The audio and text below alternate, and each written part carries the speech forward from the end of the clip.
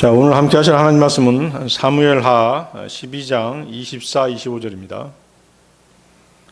사무엘하 12장 24절, 25절 말씀.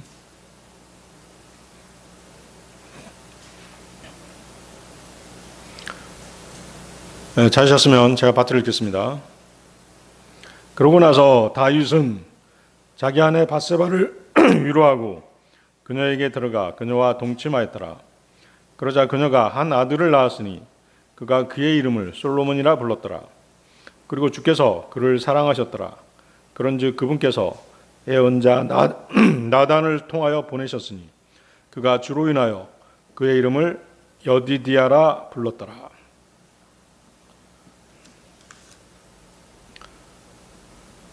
사람은 이제 세상을 살다 보면 실패할 수 있습니다. 그렇지만 이제 실패보다 더 무서운 것이 있죠. 그것은 이제 실패 이후의 절망입니다. 자신의 인생에 그 소망이 없다라고 생각하는 순간 어떤 사람은 자살로 생을 마감하기도 하는 것입니다. 그리스도인도 구원받은 이후에 또 죄를 짓습니다. 그리스도의 양심을 지닌 사람들은 죄를 지은 후 이렇게 생각하기도 합니다.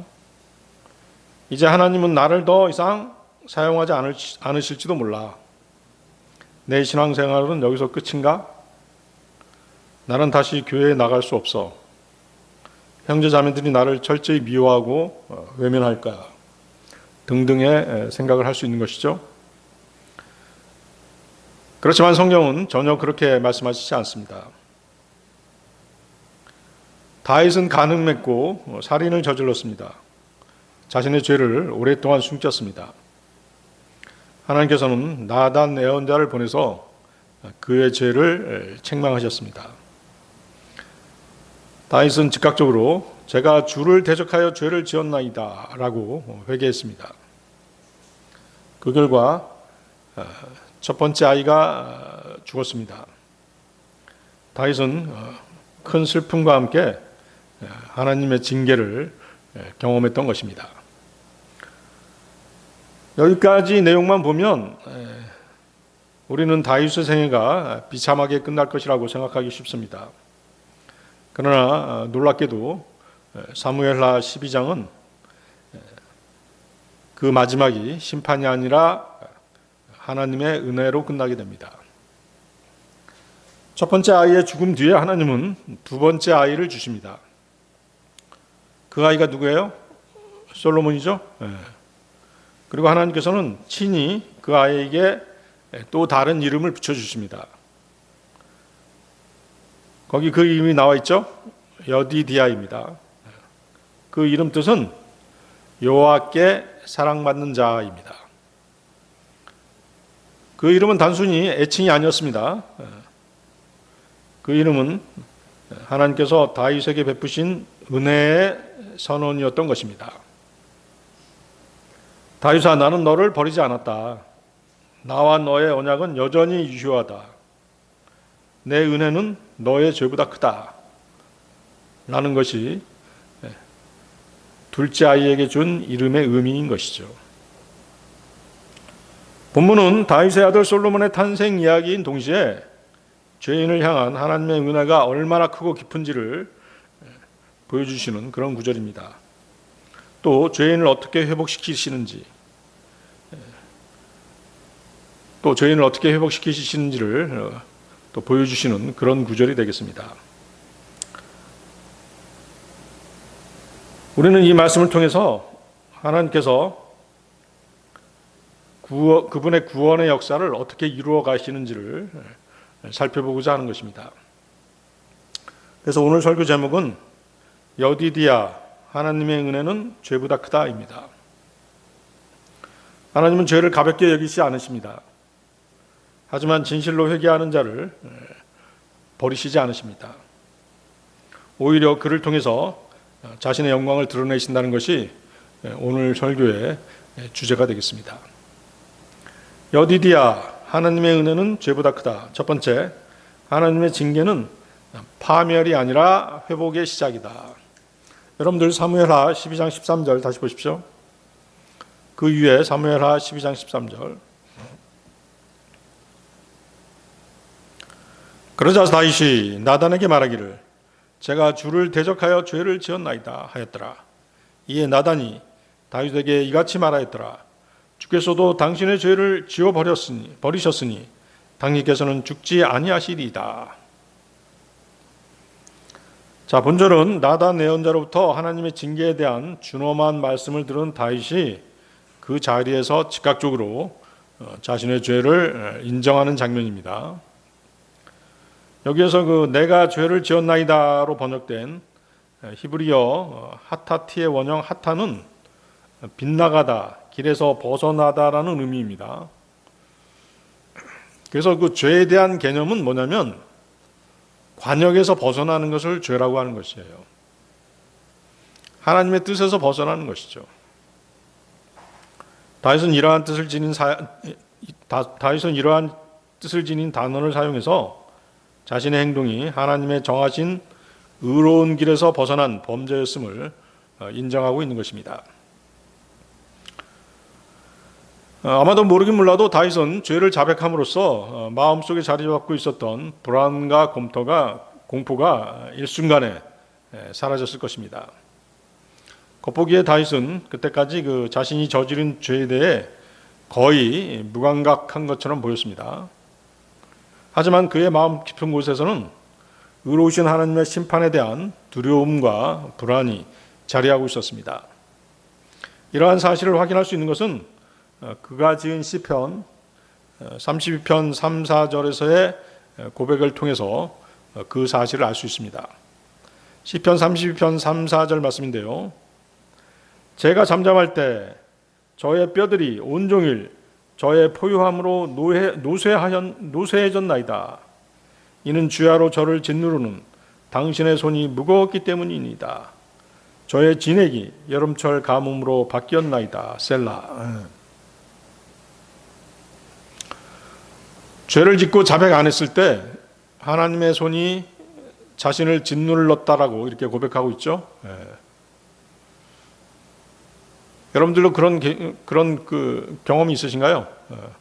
양심이 억누른다든가 양심이 무겁다든가 했을 때 그것은 하나님께서 빨리 죄를 자백하도록 그렇게 은혜의 시간을 주시는 것입니다. 다윗은 자신이 밧세바와 우리아에게 행한 모든 범죄가 1차적으로 하나님께 범죄한 것임을 깨달았습니다. 이처럼 모든 죄는 근본적으로 죄를 미워하시고 금하시는 하나님을 대적하는 범죄 행위인 것입니다. 이러한 다윗의 그 죄에 대한 깨달음은 나단으로부터 하나님의 책망을 들은 후 곧바로 자신의 죄를 뉘우치고 지은 시편이 있죠. 그 시편을 통해서 또한 잘 드러나고 있습니다. 시편 51편 3, 4절 말씀인데요. 시편 51편 3, 4절. 이는 제가 저의 불법들을 인정하기 때문이니이다. 또 저의 죄가 언제나 제 앞에 있나이다. 오직 당신을 대적하여 제가 죄를 지었고 당신의 목전에서 이러한 악을 행하였나이다. 이는 당신께서 말씀하실 때 친히 정당함을 입증받으시도록 하려 하며 당신께서 심판하실 때 무결하게 되시도록 하려 함이니이다. 다윗은 이 시편을 통해서 자신의 죄를 숨기거나 변명하지 않았습니다. 전적으로 죄를 인정했던 것이죠. 하나님께서 자신을 심판하는 것이 언제나 옳고 공의롭다는 사실을 고백한 것입니다. 다윗은 자신의 죄 때문에 문제가 생긴 것이지 하나님께 잘못이 있는 것이 아님을 분명히 밝히고 있습니다. 그래서 하나님께서 죄를 책망하시든 심판하시든 그 모든 판단은 완전히 의롭고 흠이 없으며 누구도 하나님의 공의를 비난할 수 없다는 사실을 인정하고 있습니다.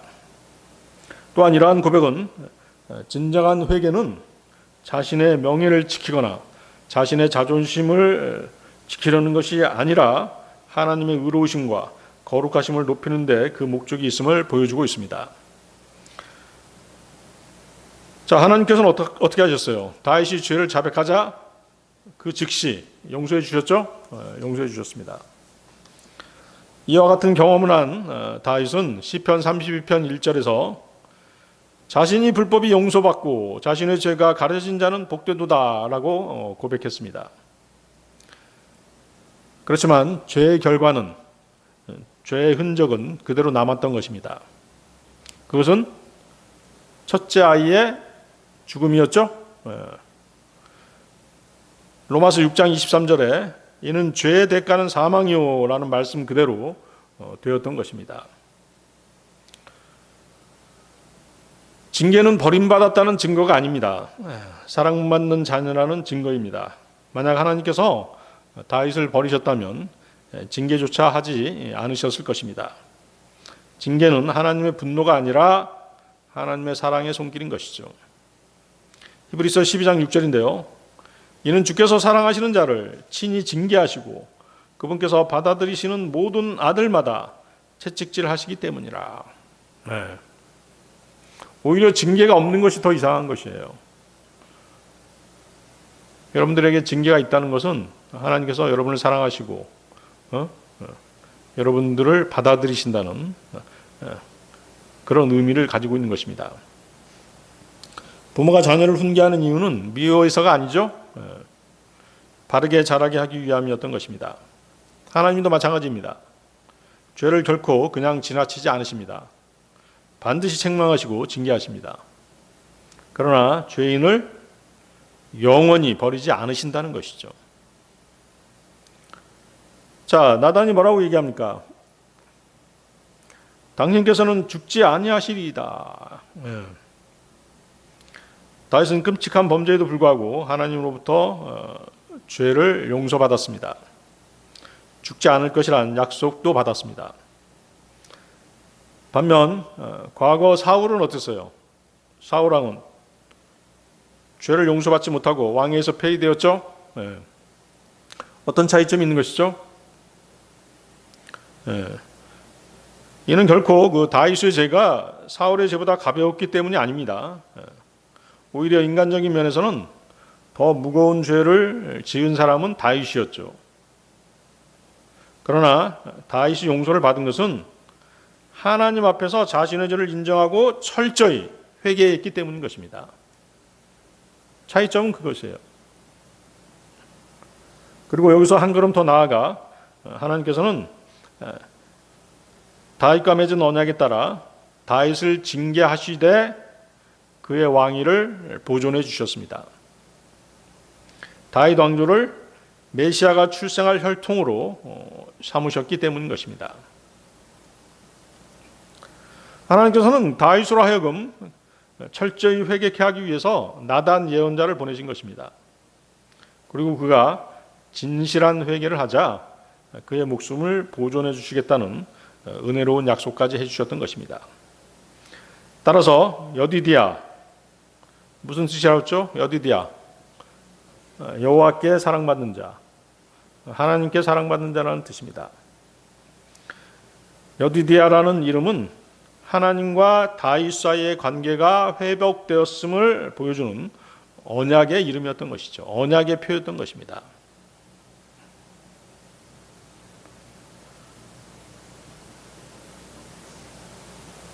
하나님께서 왜 둘째 아들 솔로몬에게 여디디아라고 하는 이름을 또 주신 이유, 그 이유를 아시겠죠? 그 일본에는 그 긴스키라고 하는 전통 공예가 있습니다. 여러분 들어보셨어요? 긴스키. 도자기가 깨지면 어떻게 해요? 우리는 그 도자기를 갖다 버리잖아요. 그렇죠? 그런데 이제 일본 사람들은 그 도자기를 이렇게 이어 붙이는 것이에요. 이어 붙이는데 그 풀이 금이 들어가요.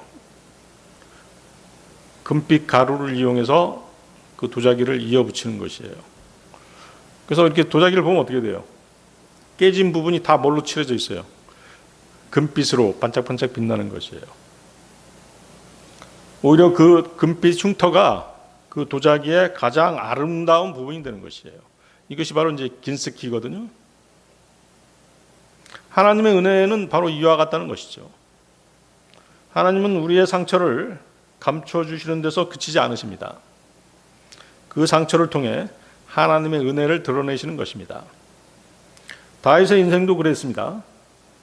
죄의 흔적은 남았습니다. 첫째 아이가 죽었죠. 그렇지만 하나님의 은혜는 그 흔적 위에 금빛처럼 더 찬란하게 빛났던 것입니다. 바로 그 이름이 여디디아였던 것이죠.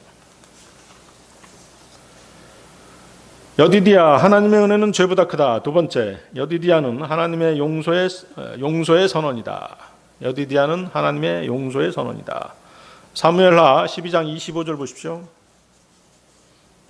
아까 읽었었죠? 사무엘하 12장 25절. 그런즉 그분께서 예언자 나단의 손을 통하여 보내셨으니 그가 주로 인하여 그의 이름을 여디디아라 불렀더라. 하나님께서 솔로몬의 이름을 여호와께 사랑받는 자라는 의미의 여디디아로 직접 이름을 또다시 지어주셨습니다. 솔로몬에 대한 지극한 관심을 나타내 주신 것입니다. 뿐만 아니라 그가 이후에 다윗의 계승자가 될 것임을 암시해 주십니다. 그렇죠? 솔로몬은 첫째 아들이 아니었잖아요. 그럼에도 불구하고 왕위를 계승받게 되죠. 하나님께서는 이렇듯 그분의 특별한 목적을 위해서 사람들을 구별하십니다. 여러분들이 그 성경 보면은 특별히 사람을 구별하시는 그런 내용들을 볼 수가 있죠. 하나님께서는 그 야곱이 어머니 리브가 태에 있을 때 그를 사랑하셔서 구별하셨다라고 말씀하십니다. 로마서 9장 13절인데요. 기록된 바와 같으니 야곱은 내가 사랑하였으나 에서는 내가 증오하였노라. 또한 에레미야 예언자가 어머니 복중에 잉태하기도 전에 그를 아셨다라고 말씀하십니다. 에레미야가 태에서 나오기도 전에 그를 구별하셨던 것이죠. 에레미야서 1장 5절인데요. 내가 너를 뱃속에서 형성하기 전부터 내가 너를 알았고 내가 태에서 나오기 전부터 내가 너를 성결하게 구별하였으니 나는 너를 민족들에게로 향하는 예언자로 임명하였노라. 이처럼 하나님께서는 솔로몬이 태어나기 전부터 그를 사랑하셨던 것입니다. 이러한 구별은 하나님의 계획과 은혜를 이루기 위한 선택이었던 것이죠. 하나님께서는 인류 역사를 이끄시는 분입니다. 사람을 부르시는 목적은 그 사람을 통해 하나님의 선하신 뜻을 이루기 위한 것입니다. 하나님의 미리 아심과 선택은 하나님의 구속 계획을 이루기 위한 하나님의 주권적인 섭리인 것입니다.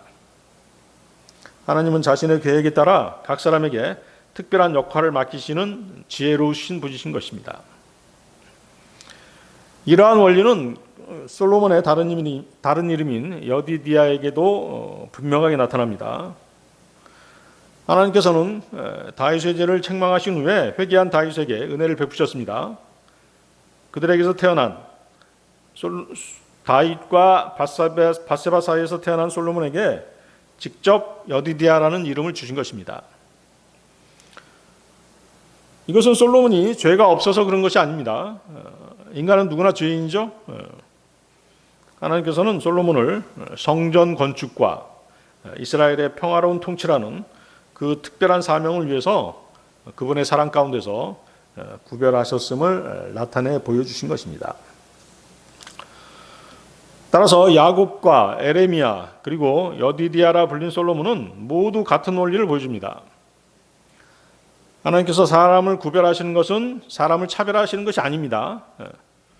그분의 구원의 역사와 영광을 위한 특별한 사명을 맡기기 위한 것이었습니다. 야곱에게는 어떤 역할을 맡기셨죠? 언약의 계보를 이어갈 사람으로 야곱을 세우셨죠. 야곱의 이름을 바꿔주시잖아요. 뭐라고 바꿔주시죠? 나중에 이스라엘로 바꿔주시죠. 이스라엘로 바꾸세요. 자, 또 에레미야는 열방을 향한 예언자로 그렇게 세움을 받았죠. 솔로몬은 아까 말씀드렸지만 성전을 건축할 왕으로 각각 구별하셨던 것입니다. 이처럼 성경에서 하나님의 구별하심은 그 사람의 공론한 능력보다 하나님의 은혜와 목적에 근거하는 것입니다. 하나님께서 사람 가운데 자신의 뜻을 이루어 가시는 정당한 그분의 권한이라고 할 수 있는 것입니다. 이후 솔로몬은 하나님의 성전을 지음으로써 성경 역사에 큰 업적을 남기게 됩니다. 하지만 본문에서 가장 놀라운 부분은 솔로몬이 아니라 여디디아라는 이름입니다. 왜 하나님께서는 굳이 또 다른 이름을 주셨을까요? 성경에서 하나님께서 친히 이름을 지어주신 것은 매우 특별한 일입니다. 이름을 바꿔주신 사람들이 몇 있죠? 여러분들이 알고 있는 사람 누가 있나요? 금방 얘기했던 야곱도 이스라엘로 바꿔주셨죠? 아브라함은 어때요? 아브라함은 원래 아브람이었죠? 아브람이었다가 아브라함으로 바꿔줬죠. 베드로는 원래 이름이 뭐였어요? 시몬이었죠? 시몬. 그래서 이름을 바꾸시는 것은 단순한 호칭의 변경이 아닙니다. 새로운 신분과 새로운 사명을 부여하시는 하나님의 선언인 것이죠. 하나님께서 솔로몬을 여디디아로 부르신 것은 사실 다윗을 향한 말씀이었어요. 그렇죠? 여러분 성경 역사에서 보세요. 다윗이 더 위대한가요? 솔로몬이 더 위대한가요? 다윗이죠? 다윗이죠. 물론 솔로몬도 이제 위대한 왕이었지만 말년에 어땠어요? 솔로몬은 타락하고 말죠. 우상 숭배에 빠지고 말죠. 그래서 여디디아라고 부르신 것은 사실 다윗을 향한 그런 말씀이었어요. 어떤 말씀이었어요? 나는 내 죄를 기억하지 않는다. 나는 여전히 너를 사랑한다. 내 언약은 여전히 살아있다. 하나님께서는 다윗과 언약을 맺으셨죠? 그 언약은 여전히 유효하다라고 말씀하신 것입니다. 그래서 유대 납비들은 여디디아라는 이름을 언약의 회복으로 그렇게 이해를 하고 있습니다. 첫째 아이의 죽음은 죄에 대한 하나님의 공의를 보여준 것입니다. 하지만 둘째 아이에게 하나님께서 직접 이름을 지어주신 것은 다윗과의 관계가 회복되었음을 공식적으로 선포하신 것입니다. 즉 하나님은 다윗의 죄를 묵인하신 것이 아니었습니다. 회개한 다윗을 용서하시고 다시 언약 안으로 받아들이신 것입니다. 따라서 이 장면은 죄가 가장 깊었던 곳에서 하나님의 은혜는 더욱 깊게 흘러 넘쳤다라고 하는 사도 바울이 말한 은혜의 원리인 것이죠. 사도 바울이 어떤 얘기를 했나요? 로마서 5장 20절이죠. 로마서 5장 20절. 이뿐만 아니라 범죄가 넘치도록 율법이 들어왔으나 죄가 넘치게 된 곳에 은혜가 더욱더 넘쳤느니라. 죄가 넘치게 된 곳에 은혜가 더욱더 넘쳤느니라. 자, 율법이 생긴 것은 세상에 얼마나 죄가 많은가를 가르쳐주기 위함이었습니다. 그리고 세상에는 죄가 많아졌고 점점 더 많아지고 있죠. 세상이 점점 더 악해지고 있잖아요. 그러자 성경은 은혜가 더욱더 넘쳤느니라고 말씀하십니다. 하나님의 넘치는 은혜는 세상 죄에 대한 희생 제물로 독생자를 보내신 것입니다. 독생자의 희생으로 말미암아 죄 사함이 그 은혜의 절정을 이루었던 것입니다. 율법 아래에서도 하나님의 은혜가 넘치고 있었음을 우리는 성경을 통해서 알 수 있습니다.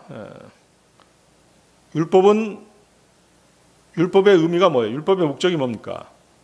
율법은 죄를 따져 묻고 죄를 보여주는 것이죠. 죄에 대한 깨달음을 주는 것이 율법이에요. 그렇다고 해서 하나님의 은혜가 율법 때문에 베풀어지지 않았냐 하면 그것이 아니라는 것이죠. 율법만 있고 하나님의 은혜가 없었다고 한다면 이 지구상에 살아남을 사람은 아무도 없는 것이죠. 그렇죠? 율법대로 하면 다 뭐예요? 다 사형이죠. 그렇죠? 하지만 그 율법 하에서도 하나님의 은혜는 넘쳤던 것이에요. 예수님이 십자가 전은 뭐예요? 율법 시대잖아요. 그렇죠?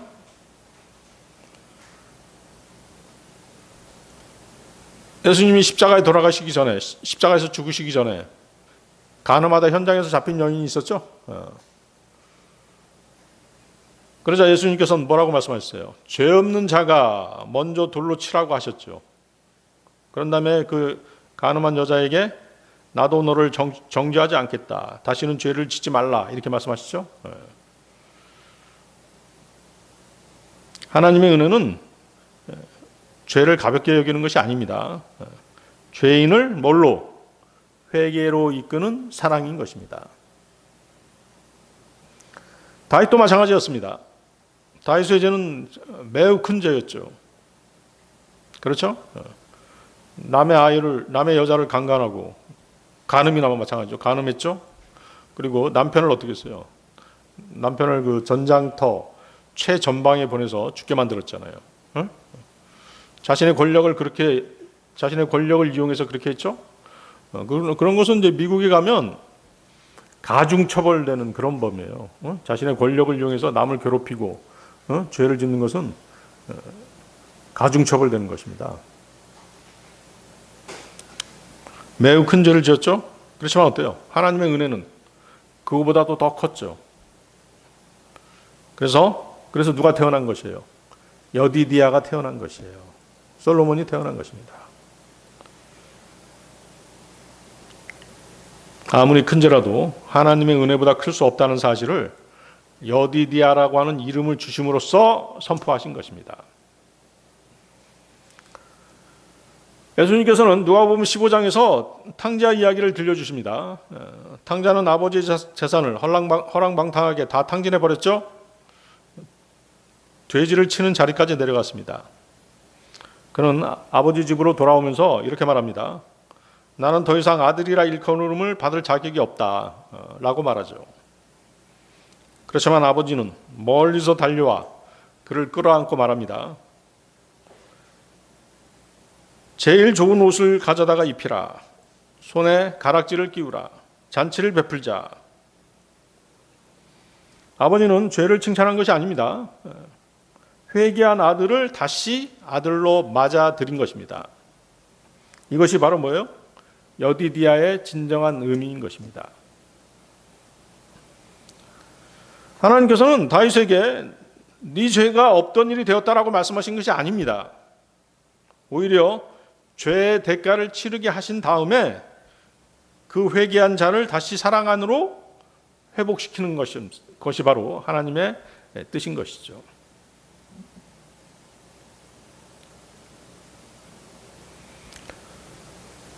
아브라함 링컨 여러분들 아시죠? 남북 전쟁이 있은 후에 북군이 이제 승리를 했습니다. 그러자 이제 그 북군 장군들이 몰려와 가지고 남군들을 어떻게 해야 될까요?라고 아브라함 링컨에게 물어보게 됩니다. 그러자 링컨이 뭐라고 했냐면 그들을 적으로 대하지 맙시다. 다시 우리 동포로 맞아들입시다라고 얘기를 합니다. 이러한 정신은 처벌보다 회복을 통한 나라의 재건을 지향했던 그런 생각에서 나왔던 것입니다. 하나님의 용서는 이렇듯 인간의 정치적 화해보다 훨씬 깊고 거룩합니다. 그리고 이 외와는 진정한 회복은 상대를 다시 관계 안으로 받아들이는 것임을 알게 하는 것입니다. 하나님께서는 다윗을 단순히 용서만 하신 것이 아니라 언약의 관계 안으로 다시 불러들이신 것입니다. 혹시 여러분 가운데 이런 생각을 하시는 분 계십니까? 내가 너무 큰 죄를 지었다. 하나님은 나를 다시 들어쓰시지 않으실 것이다. 형제 자매들 또한 나를 더 용서하지 않을 것이다. 하지만 성경은 그렇게 말씀하지 않습니다. 하나님은 죄를 심판하십니다. 그러나 회개하는 자를 버리지 않으십니다. 오히려 그 사람을 다시 일으켜 세우시는 것입니다. 여러분들이 회개하려면 어떻게 해야 되는 것이에요? 죄를 자백해야 되는 것이죠. 죄를 투설해야 되는 것이에요. 그래야지 회복되는 것입니다. 그래서 요한일서 1장 9절에서 여러분들 다 외우고 있죠? 만일 우리가 우리 죄들을 자백한다면 그분께서는 신실하시고 정의로우셔서 우리에게서 우리의 죄들을 용서하시고 모든 불의에서 우리를 정결하게 하시느니라 하고 말씀하시죠? 그래서 이 말씀은 죄를 가볍게 여기는 약속이 아닙니다. 회개하는 자에게는 반드시 용서와 회복이 있다는 하나님의 약속입니다. 그렇기 때문에 우리는 죄를 숨기지 말아야 됩니다. 죄를 숨기면 여러분 어때요? 죄를 숨기면 마음이 무겁죠? 양심이 무겁죠? 혼이 병이 드는 것이에요. 하지만 죄를 하나님 앞에 토설하면, 하나님 앞으로 내어놓으면 뭐가 시작되는 것이에요? 하나님의 은혜가 시작되는 것이에요. 다윗은 어땠어요? 죄를 숨겼을 때 평안을 잃어버렸죠? 하지만 죄를 자백했을 때 용서와 회복을 경험했던 것입니다. 그리고 그 회복의 증표가 바로 여디디아였던 것이죠. 여디디아, 하나님의 은혜는 죄보다 크다. 세 번째, 하나님의 사랑은 그분의 사역을 위한 사랑이다. 하나님의 사랑은 그분의 사역을 위한 사랑이다. 많은 사람이 하나님의 사랑을 축복을 많이 받는 것, 형통하게 되는 것, 문제없는 삶을 사는 것으로 이렇게 생각합니다. 그러나 성경은 하나님의 사랑을 그렇게 정의하지 않습니다. 성경에서 하나님께 사랑받는 사람들은 오히려 더 큰 하나님의 사명을 부여받았던 것입니다. 그리고 그 부르심을 위해서 더 큰 훈련을 받았던 것이죠. 하나님께서 솔로몬을 사랑하신 이유는 단순히 그를 복주시기 위한 것이 아니었습니다. 하나님께서는 그를 통해서 무엇을 세우셨어요? 성전을 세우셨습니다. 그렇죠? 다윗과 맺은 언약을 이어가게 하셨습니다. 메시아의 계보를 보존하려는 구속사의 목적을 가지고 계셨던 것이죠. 그래서 하나님의 사랑은 하나님의 계획을 이루기 위한 사랑입니다. 하나님께서는 이미 오래전에 다윗에게 약속하셨습니다. 사무엘하 7장 12, 13절인데요. 사무엘하 7장 12, 13절. 그리고 너의 날들이 차서 내가 너의 조상들과 함께 잠들 때 내가 너의 들을 잇는 너의 씨를 세우겠으니 그 씨는 너의 내부에서 나올 것이요 내가 그의 왕국을 확고히 세우겠노라. 그가 나의 이름을 위하여 집을 지어줄 것이요 내가 그의 왕국의 보좌를 영원토록 확고하게 세우겠노라. 다윗과 맺은 언약이죠. 이 언약은 밧세바 사건 이전에 주어진 것입니다. 인간의 죄는 하나님의 계획을 흔들 수는 있어도 무너뜨릴 수는 없는 것입니다. 다윗은 실족했죠. 그러나 하나님의 언약은 깨지지 않았습니다. 여기서 우리는 하나님의 역사는 인간의 완전함이 아니라 하나님의 신실하심 위에 세워진다는 사실을 알게 되는 것입니다. 자, 여러분들 한번 생각해 보세요. 여러분들이 이 시간, 오늘 이 시간, 이 자리까지 오게 된 것이 여러분의 능력 때문인가요? 여러분들의 그 지금까지 살아온 삶을 한번 생각해 보세요. 여러분의 능력 때문이 아니죠? 하나님의 신실하심 때문인 것입니다. 그래서 사도 바울은 이렇게 고백합니다. 데살로니가전서 5장 24절인데요. 너희를 부르시는 분께서는 신실하시니 또한 그분께서 그것을 행하시리라. 하나님의 사랑은 사역을 맡기는 사랑입니다. 솔로몬은 성전을 건축하라는 사명을 받습니다. 그는 왕이 되는 것이 목적이 아니었습니다. 하나님의 집을 세우는 것이 목적이었던 것이죠. 신약 우리 그리스도인들도 마찬가지죠. 우리 그리스도인들도 마찬가지입니다. 여러분들에게는 하나님께서 맡겨주시는 사역들이 있어요. 그것이 어떤 일이든 작은 일이든 큰 일이든 그 일들이 있는 것입니다. 그 일을 위해서 부르심을 받은 거예요. 에베소서 2장 10절인데요. 여러분들 에베소서 2장 10절 한번 보십시오.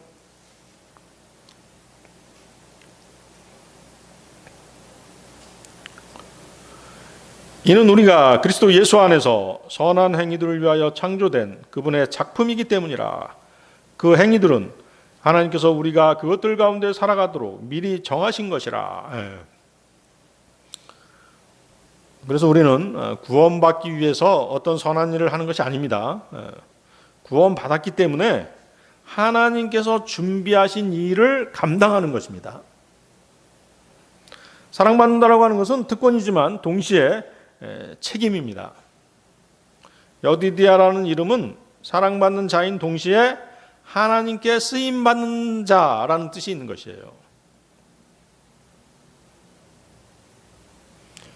자, 동족 이스라엘인을 구하려고 하다가 이집트인을 살해한 모세는 미디안 땅으로 도망가죠.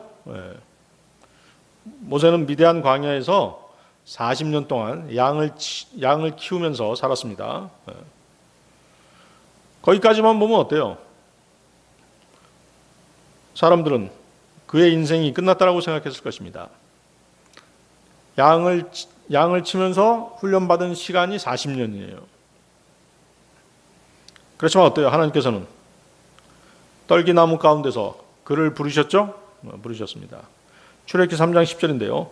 그러므로 이제 오라. 그리하면 내가 너를 파라오에게 보내리니 내가 나의 백성 이스라엘 자녀들을 이집트에서 데리고 나오게 하려 함이라. 하나님께서는 모세를 사랑하셨기 때문에 이스라엘을 구원하도록 부르셨던 것입니다.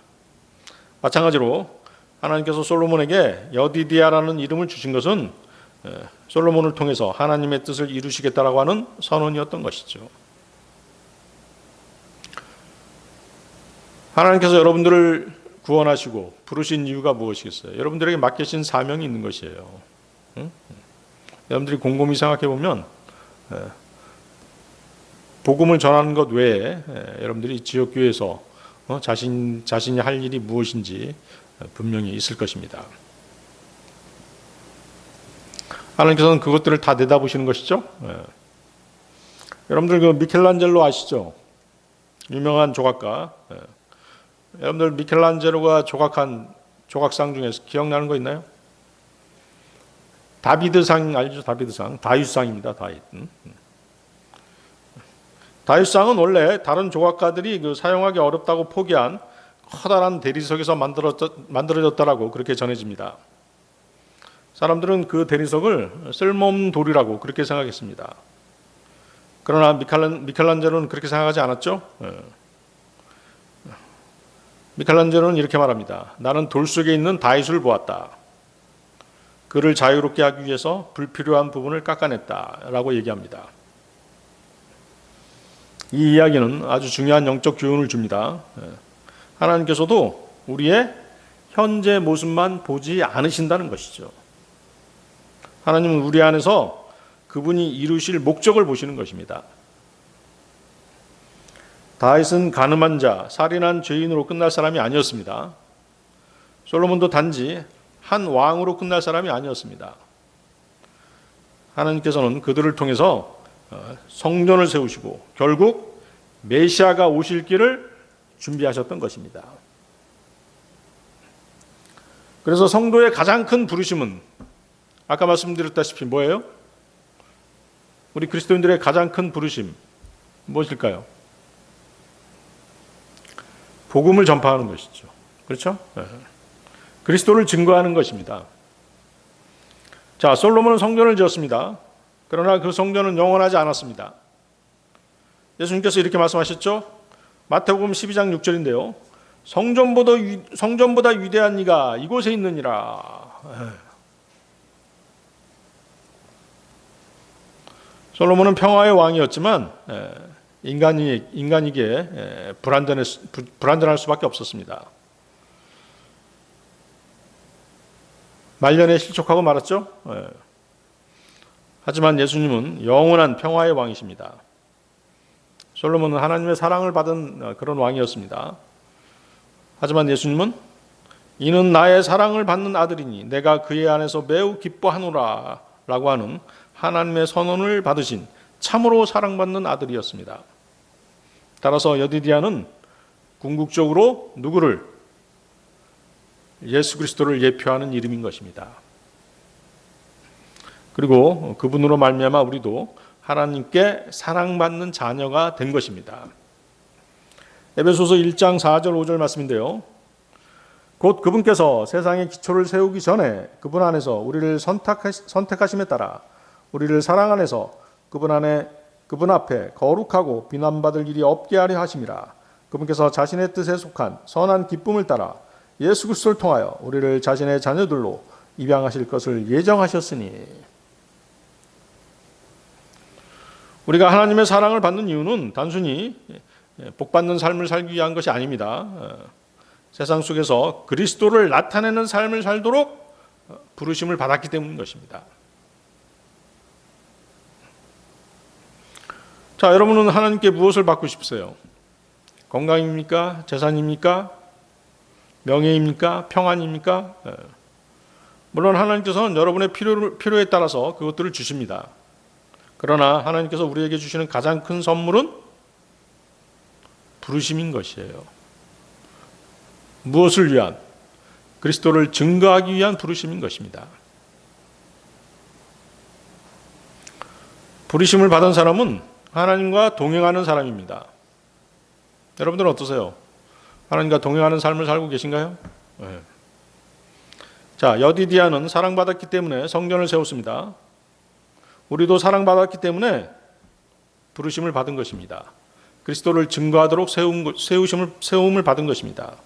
그래서 복음을 전하고 다음 세대의 믿음을 전하도록 부름을 받은 것이죠.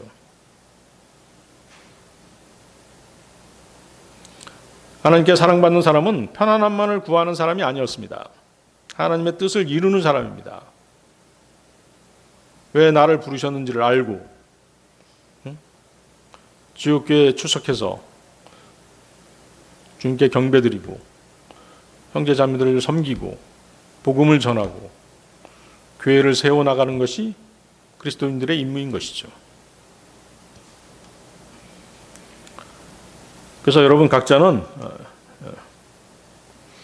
여러분들을 이 자리로 부르신 하나님의 분명한 목적, 그것이 무엇인지를 여러분들은 깨달아야 되는 것입니다.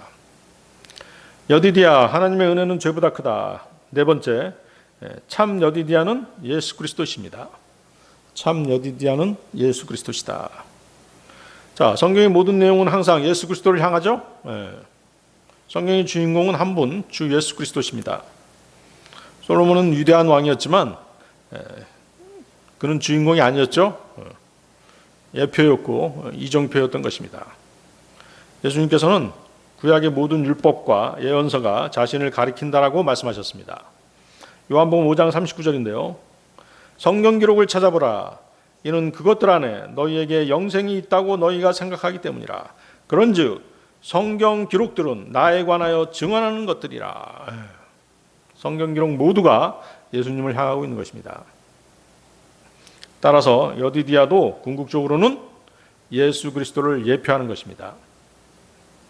자, 여디디아는 사랑받는 아들이었습니다. 예수님은 영원한 사랑을 받는 아들이십니다. 여디디아는 여호와께 사랑받는 자라는 그 이름이 완전하게 성취되신 분은 누구시다? 예수님이십니다. 솔로몬은 하나님께 사랑받는 왕이었지만 죄인이었습니다. 그는 지혜로운 왕이었으나 말년에 우상 숭배에 빠졌습니다. 그러나 예수님은 죄가 전혀 없으신 하나님의 아들이십니다. 요한일서 3장 5절이죠. 요한일서 3장 5절. 그리고 너희는 그분께서 우리의 죄들을 제거하시려고 명백하게 나타나신 것을 아느니라. 그런즉 그분 안에는 전혀 죄가 없느니라. 솔로몬은 성전을 세웠죠. 하지만 예수님은 영원한 성전을 이루셨습니다. 솔로몬의 가장 큰 업적은 성전 건축이었습니다. 그러나 그 성전은 결국 무너지고 말았죠. 예수님께서는 이렇게 말씀하셨습니다. 여러분들 요한복음 2장 19절 한번 찾아보세요. 요한복음 2장 19절.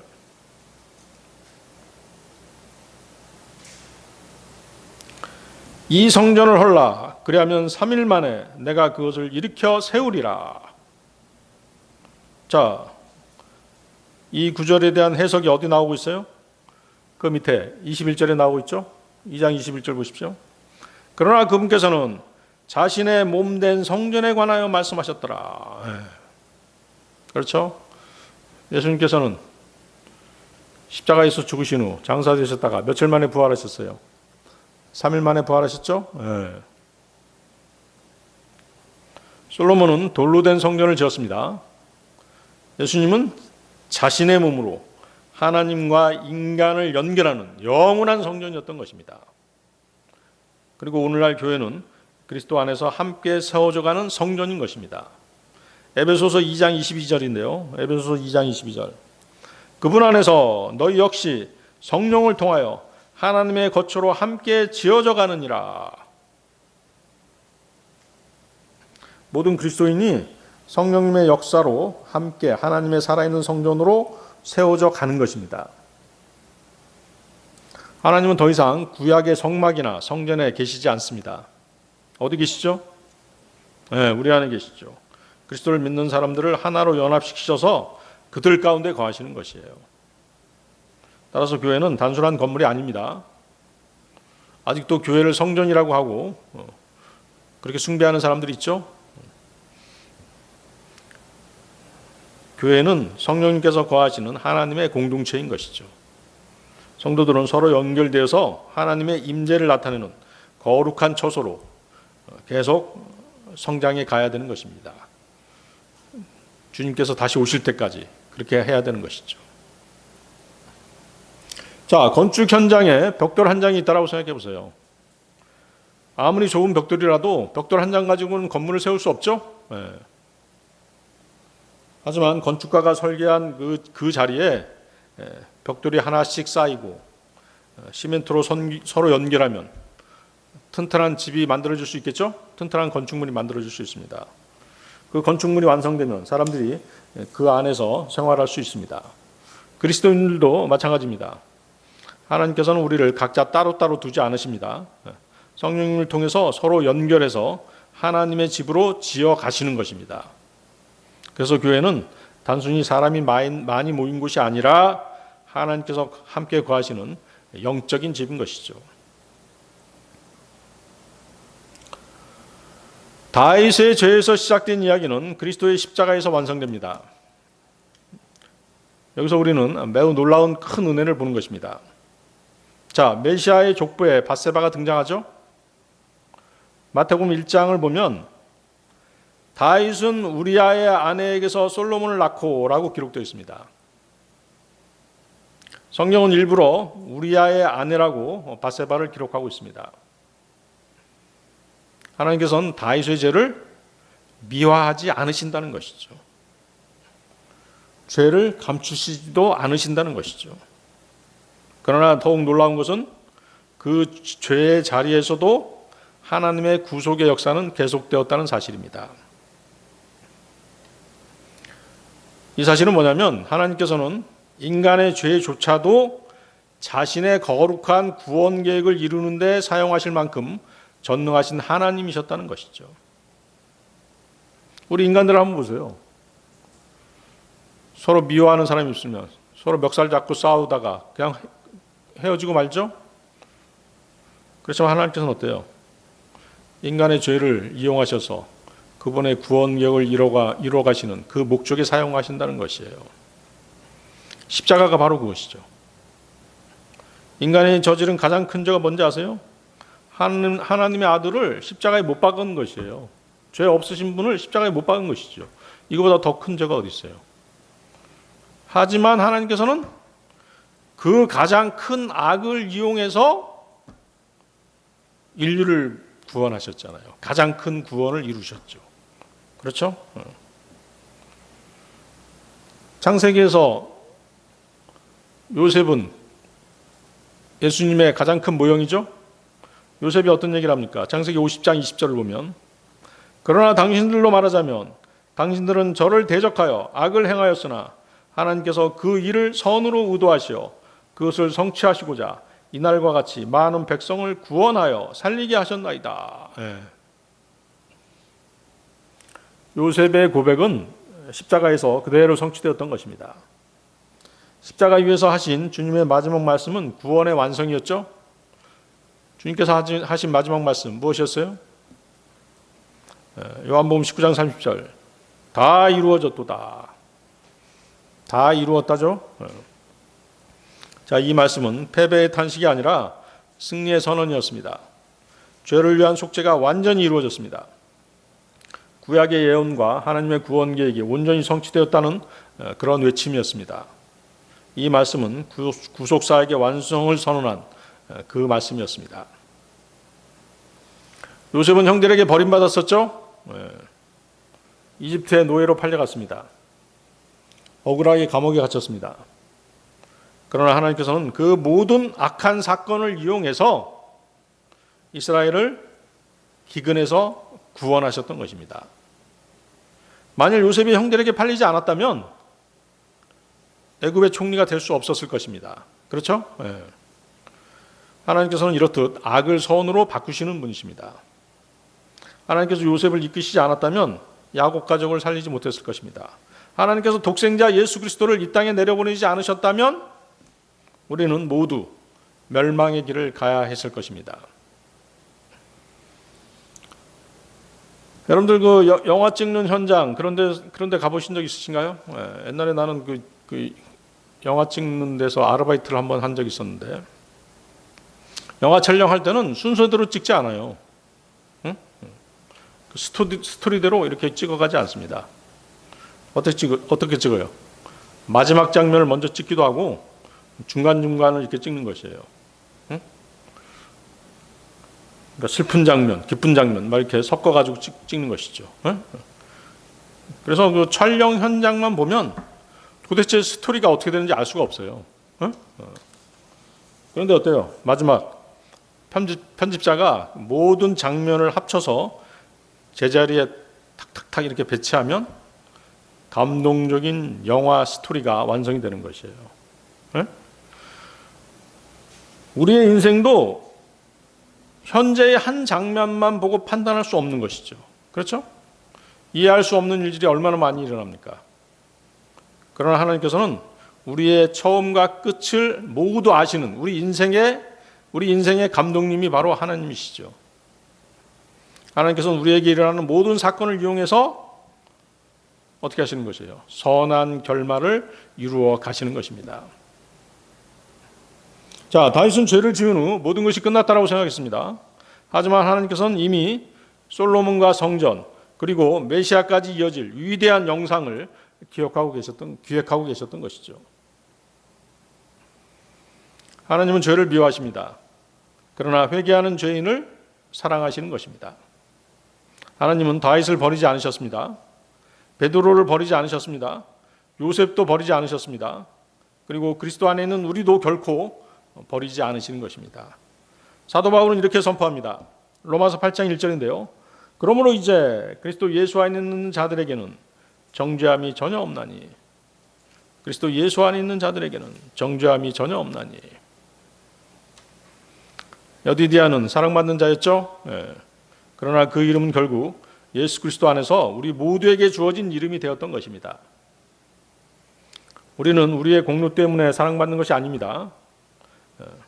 주 예수님 때문에 사랑받는 자녀가 되었는 것이죠.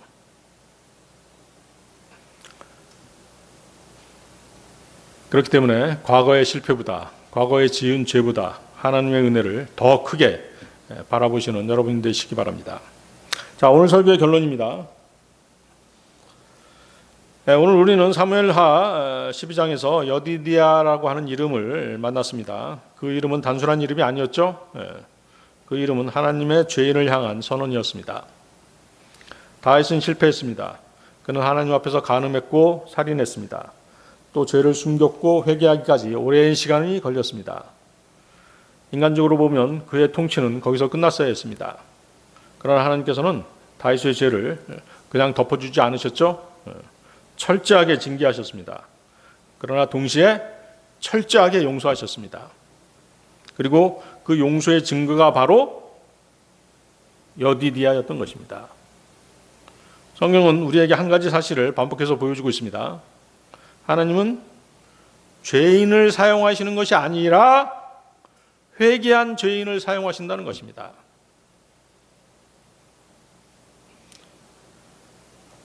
첫 번째, 하나님의 징계는 버리심이 아니라 사랑입니다. 첫째 아이가 죽었습니다. 죄에는 반드시 그 결과가 따르기 마련인 것입니다.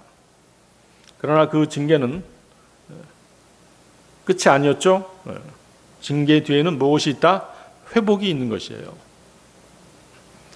징계는 우리를 무너뜨리려는 하나님의 손이 아니라 우리를 다시 세우시는 자상한 아버지의 손길인 것입니다.